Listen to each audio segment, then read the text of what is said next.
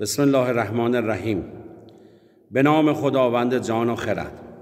اولین حرکتی که ورزشکار باید انجام بده رخصت گیری، داخل شدن به گود زورخانه، با پای راست و یک قدم جلو میگذارن، زانوی پای راست روی زمین قرار میگیره، زمین بوسی میکنند و حرکت میکنند. بفرما. مرشد رخصت.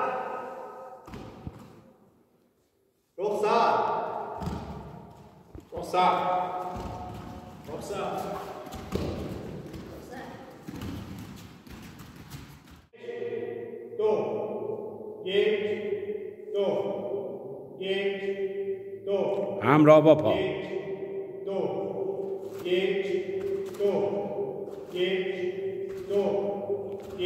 همراه با جهش.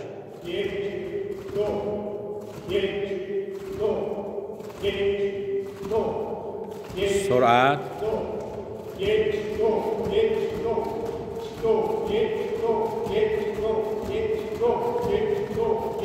خب بعد از دوی جنگ رخصت گیری از مرشد و برداشتن تخت از بزرگتر به کوچکتر. حرکت کنی ازم. 1 2 1 2 1 2 1 2 1 2 1 2 1 2. مرشد رخصت.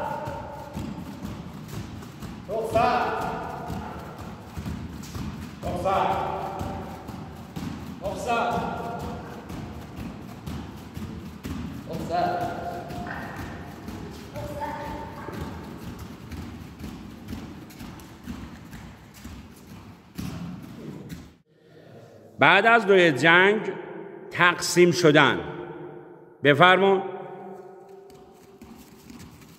1 2 2.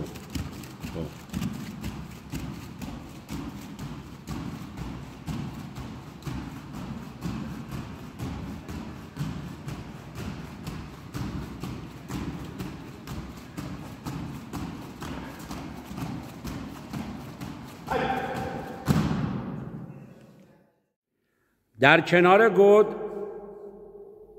تخته را به این صورتی که عزیزان میبینن میگیرن. در کنار گود حتما ورزشکار تکیه نباید بدهد. الزامی است که تکیه ندهد. چرا؟ چون که وارد گود که میشی یعنی وارد جنگ میشی. حرکت کنده، پای چپ 1 قدم به طرف جلو و این حرکت رو انجام میدم. بفرما.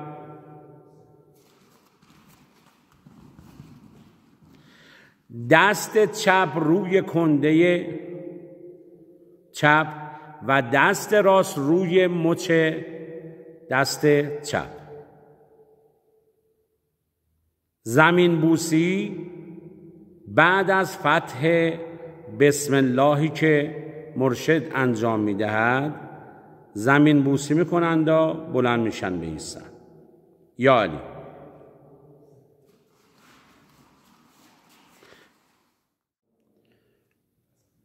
حرکت شنوی کرسی حالتش عزیزان میگیرن. حرکت.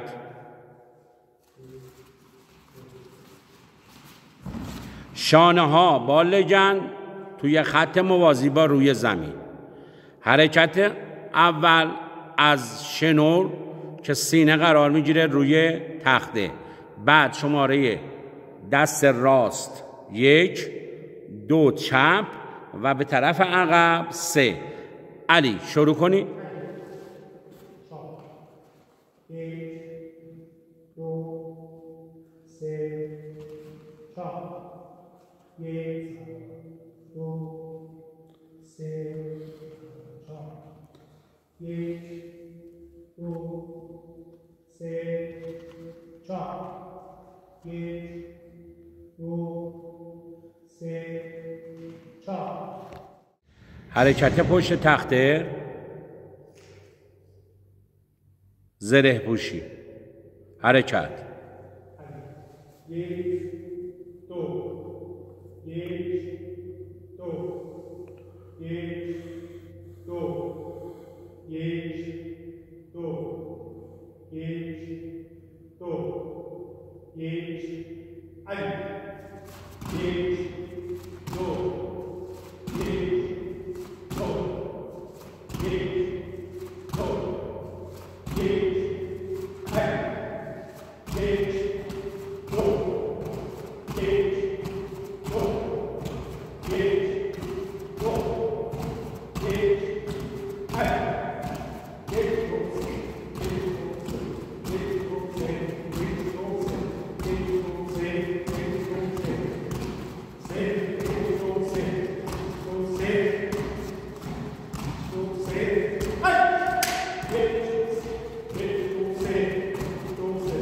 ماشاءالله خنجر کشی.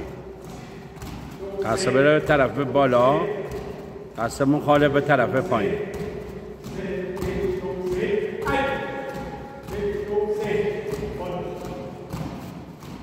ماشاءالله به مرکب، حرکت مرکب.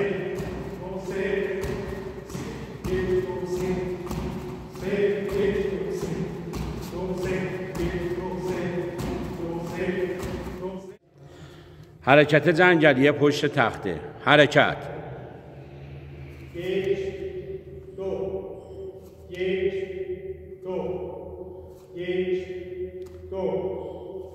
جهش جفت.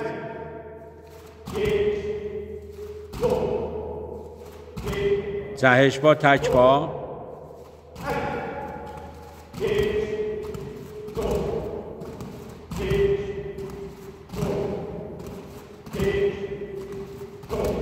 پشت سر هم.